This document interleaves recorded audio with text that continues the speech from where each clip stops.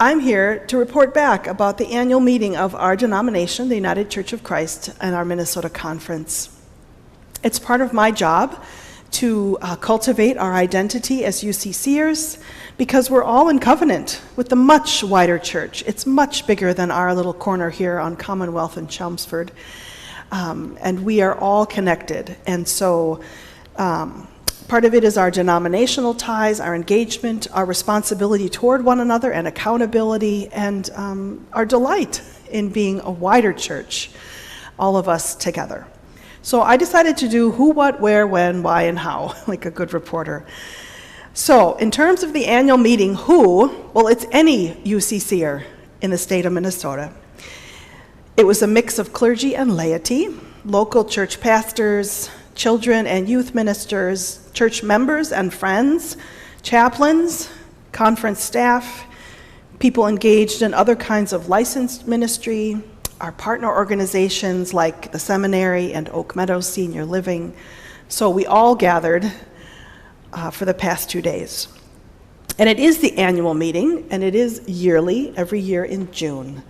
And it's over a weekend. They have curtailed the schedule somewhat, and only it's Friday, Saturday this year, as opposed to continuing on Sunday in years past. The where is the campus of the College of St. Benedict.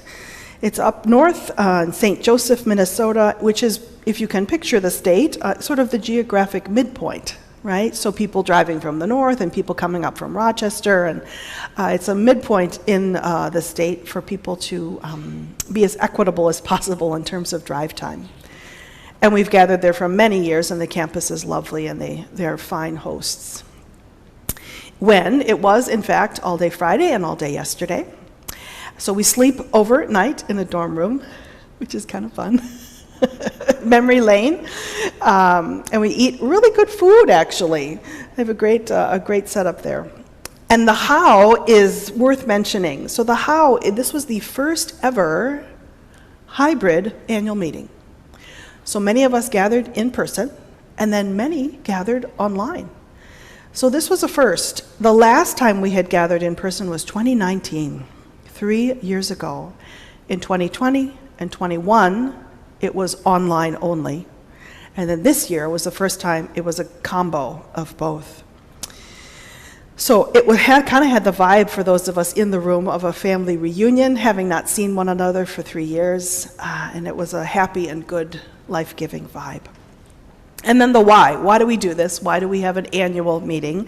Well, there's a whole bunch of stuff that needs to happen. Of course, there's business to attend to and a budget to pass.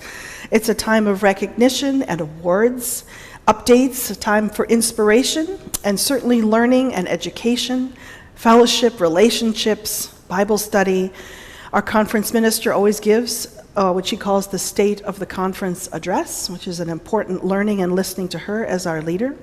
There are guest speakers or a keynoter. We elect officers and a slate of other leaders. And of course, there is worship. This year's theme was renewal and restoration.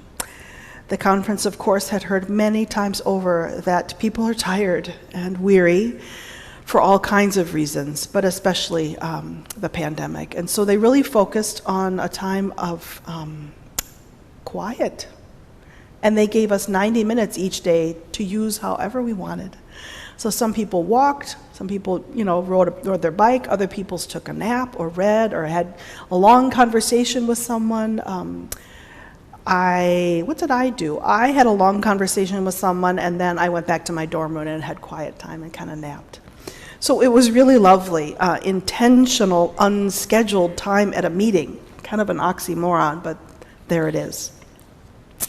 The workshops, the time for learning, were held earlier in the week online, and our Ted Bowman was one of the workshop leaders. So Ted, thank you. He did a workshop based on his book about ambiguous parables and ambiguous loss and living into that. I hope it was well received, so thank you.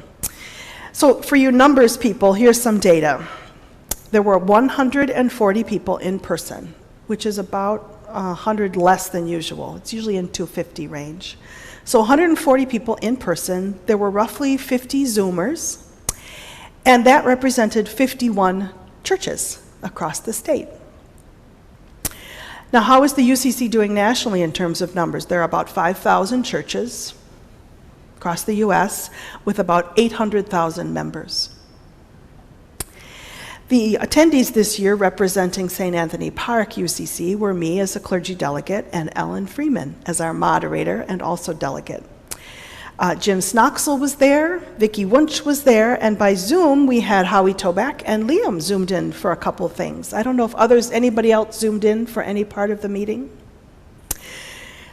Gina Mitchell was our other delegate who we voted in, but she could not attend at the last minute, and she was truly disappointed. She was looking forward to going, so I said, hey, Gina, there's always next year. So Ellen, would you come forward? Whatever reflections, comments, observations, takeaways, have the mic and just let us hear from you. Sure. I was teasing Victoria yesterday that this is going to be like a time with children because she's not quite sure what's going to come out of my mouth. I'm not quite sure either. I don't have prepared remarks. But my first, kind of two things. My first thought is that, it was really a lovely time for rest and renewal. I took a walk in the woods to the lake. I sat in an Adirondack chair in the shade for 2 hours and read a book. I can't think of the last time I've done that. I had the opportunity to go to St. John's University and see the illuminated Bible that they have there, which was really pretty incredible. That was a great thing. I was glad to hear Diana Butler Bass, who was the keynote speaker and had a lot of thought-provoking information or thoughts on gratitude and how that works in our daily lives and in our spiritual lives. The second thing is that at the family reunion of the annual meeting, I was kind of like a brand new in-law. I didn't know, anyone really beyond our SAP UCCers. I didn't have a leadership role or a volunteer role. I was simply present. And so that's not what I need. But throughout the course of the weekend, I had some reflections on just the value of being present, of being part of the body and kind of bearing witness to what's happening there. And as this gathering of kind of like-minded people makes decisions about what our priorities are and where we want to focus our energies as a conference and as congregations. So all in all, a good experience. Lovely. First-time attendee. Thank you, Ellen. Thank you. Well, here are a couple things I think worth bringing back to you. First, the conference is moving to a smaller office. They are staying in the church center on Franklin Avenue in Minneapolis, but they're moving to a smaller suite. And this is to save some money, and also because they learned that now many of their staff like to work from home, right? We're in this ever-changing landscape of work and home life. So they're going to move in March of 2023. Second, our conference is exceedingly generous. It's unbelievable to me. Local churches in Minnesota for the last fiscal year gave $619,000 to our church's wider mission. That is amazing. Our church's wider mission, OCWM is the acronym, right? For the fiscal year that just came to a close, and we, SAP UCCers, gave $11,000 of that. So our money has legs. And you say, okay, OCWM, what does that fund? Well, here's a small list of a wide range of ministries. It funds the search and call process for churches who are looking for a new pastor. It funds youth ministry and youth education, UCC identity initiatives, disaster relief, justice and witness ministries. It helps support UCC retirees. It helps support the work for racial justice that is never ending, and more and more and more. So thank you. Thank you to this congregation for making that a priority in our budget every year. And thank you, conference, for contributing to OCWM, which also has legs because 35% of what we give in Minnesota then goes to the national UCC. Again, all in covenant, local church, conference, national. So of that $619,000, 35% we give to the national UCC, which means we passed along about $217,000, gave it away. And our conference, I'm proud to say, is number 4 in the country in giving to the national UCC. We are not the 4th largest conference, but we are the 4th largest in giving. So be proud of that. In addition, UCCers across the country are exceptionally generous. They have given, and counting, still gathering money, $2.5 million to aid for Ukraine. That is something. That is something. They said that was the largest outpouring they've ever had for a special offering in response to a need in the world. Then we had some updates about outdoor ministry. Now, of course, many outdoor ministry plans were scuttled because of COVID, canceled, rescheduled, and so forth.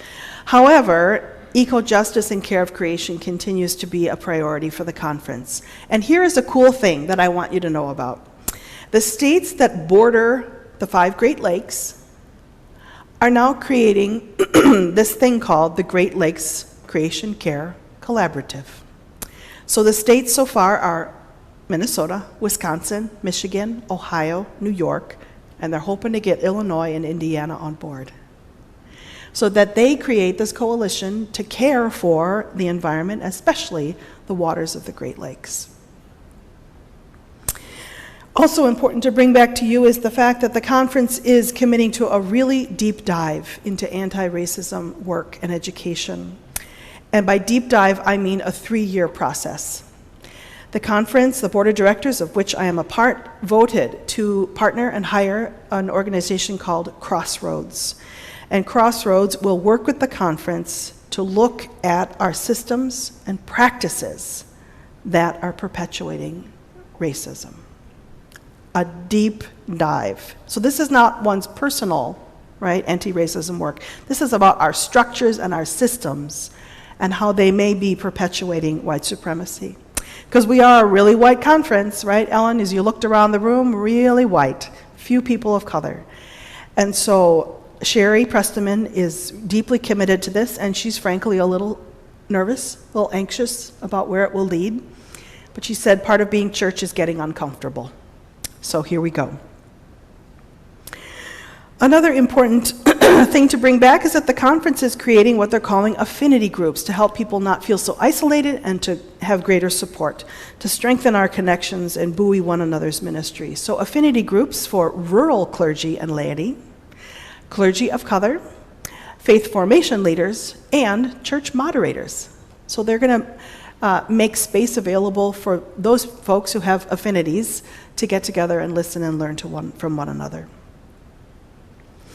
And then Sherry told the hard truth of some hard news, which is, in the last 2 years, 6 UCC churches have closed their doors here in Minnesota. They have concluded their ministry and closed. Some closures were hastened by COVID and the pandemic, but others were not. And she said, there are more closures to come. There are UCC churches that are at a threshold, discerning how and if and when to close. And so there is great grief, and there is also gratitude for what has been.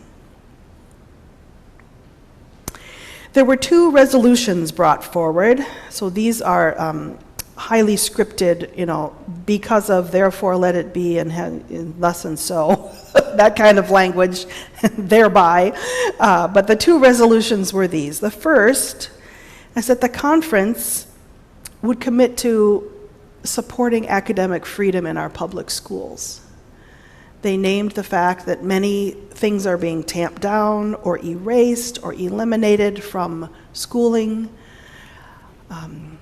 all kinds of, history, racial history, LGBTQ learnings, etc. And so the resolution was that we as a conference are not going to stand for that and speak up and lobby and advocate for our students to have a fullness of education and for the teachers to have the freedom to teach. The second resolution was about fossil fuels, encouraging and equipping and engaging congregations to convert any fossil fuel, appliance, machinery, what have you, to an electric model. So like our lawnmower is now electric, and appliances, freezers, and so forth, to have that move toward a greener energy. And both of those resolutions passed. A couple more things. The seminary is doing very well. United Theological Seminary, yes, and Lynn is a deeply engaged person at the SEM. It has had its struggles over the past years, but boy, it is moving on and moving up. So for those of you who don't know, United Theological Seminary of the Twin Cities is really just a stone's throw away. They have moved out of New Brighton, and they are now housed near 280 and University Avenue in this funky building, and they've been there for a couple of years. Molly T. Marshall is the president, and she was there for the entirety of the annual meeting. She gave brief remarks, updates on the seminary, and then she had a whole session for UTS alumni, of which I am one. So I went to that and heard some really encouraging news, including that enrollment is way up. Enrollment is way up. Over 200 students from 25 denominations. Now, it's a UCC seminary, but they have students who are Presbyterian and Methodist and Unitarian, and you name it, all flavors of the rainbow. And 60% of their student body are distance learners. A radical change from when I was at seminary. So that represents students from 34 states. So if you're in California, you can go to seminary at United. It's all quite remarkable. So the seminary has pivoted to educate and equip religious leaders for a whole kinds of ministries, including, of course, local church pastoring, but also inter-religious chaplaincy, right? If the person you're visiting is a Buddhist or an atheist, or right, to be inter-religiously educated for chaplaincy. Also, students who want to do nonprofit leadership and have a theological grounding. Students who are artists and activists and want to take that into their lives, have a theological framework for that. And she said a few want to go on to get their PhD and teach in the academy. So things are good at the seminary, and I am pleased and proud. Finally, the really remarkable news that the seminary received $1 million in a grant from the Lilly Foundation to launch new initiatives in 4 justice areas: racial justice, economic justice, gender justice, and eco-justice. Those are the 4 biggies, and the seminary is leading the way. Finally, on my little list here, at the annual meeting, they always carve out what they call speak-outs, which you get 60 seconds for any topic you want to raise to the body that's gathered. So people say, oh, we're looking for a supply pastor for, it can be anything. And so I decided I was going to give a speak out, and this is what I told the gathered body. I said, I am proud that St. Anthony Park UCC is forging collaborations with other UCC churches for youth ministry. So I'm giving you a shout out back there, Liam. Because for our OWL cohort, Our Whole Lives, the Human Sexuality Curriculum, we partnered with St. Paul's and First Congregational of Minnesota. And for Settled, the Homelessness and Housing Initiative, we're partnered with 3 UCC churches: Falcon Heights, UCC New Brighton, and St. Paul's. So I wanted to lift up that our youth are getting to know each other, our UCC kids are getting to know one another from other congregations, and that there are fruits from collaboration. So that's my regroup and recap. Thank you for listening. Thank you for being part of the body of Christ, known as the Minnesota Conference UCC. And please trust that there are good people, faithful people, doing good and faithful work. In the name of Jesus, in the name of God and the Spirit. And that what each of us does, individually, collectively at the local level, and then as the conference and as the national, we may be small in number, but we are mighty, mighty in spirit. And the world needs our voice. Thanks be to God.